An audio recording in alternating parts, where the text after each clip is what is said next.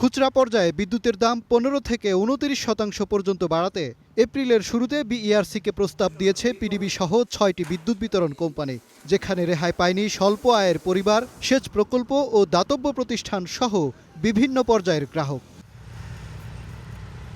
বর্তমানে 50 ইউনিট পর্যন্ত ব্যবহারকারীরা লাইফলাইন বা কম দামে বিদ্যুৎ পান। আর প্রথম ধাপ 75 ইউনিট পর্যন্ত বিদ্যুতের দাম প্রতি ইউনিট 5 টাকা 26 পয়সা। দ্বিতীয় ধাপ 200 ইউনিট পর্যন্ত ব্যবহারকারীরাও প্রথম 75 ইউনিটে স্বল্প মূল্যের সুবিধা পেতেন। কিন্তু নতুন প্রস্তাবে 76 থেকে 200 ইউনিট ব্যবহারকারীদের জন্য সেই সুবিধা বাতিল করে গড়মূল্য 8 টাকা 65 পয়সা প্রস্তাব করা হয়েছে, যার সব গ্রাহকই মধ্যবিত্ত ও নিম্ন আয়ের মানুষ। এ প্রস্তাবের বিরোধিতা করেন বিশেষজ্ঞরা। সারা দেশে মোর দ্যান 50% মানুষ হচ্ছে আপনার এই স্ল্যাবের মধ্যে পড়ে। সরকার কি মনে করে তার এই সব জনগণের রাতারাতি আর্থিক সক্ষমতা বেড়ে গেছে, সুতরাং বিদ্যুতের বিল এর এই স্তর থেকে তারা উপরের স্তরে উঠে গেছে, সুতরাং তাদের বিদ্যুৎ বিল তারা আর্থিকভাবে স্বাবলম্বী হয়ে গেছে, সক্ষম হয়ে গেছে।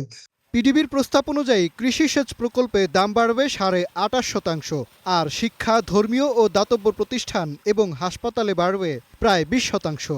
এই উদ্যোগের কড়া সমালোচনা করছেন বিশেষজ্ঞরা। এখন এই ফাইন্যান্সিয়াল আর্থিক সংস্কারটা একদিকে বড় জরুরি, আর আমাদের জন্য বিদ্যুৎ খাতের সংস্কারটাও জরুরি, যে আর্থিক অপচয় এবং আর্থিক লস মোকাবেলা করার জন্য এই খাতের সংস্কার অত্যন্ত জরুরি, অপরিহার্য।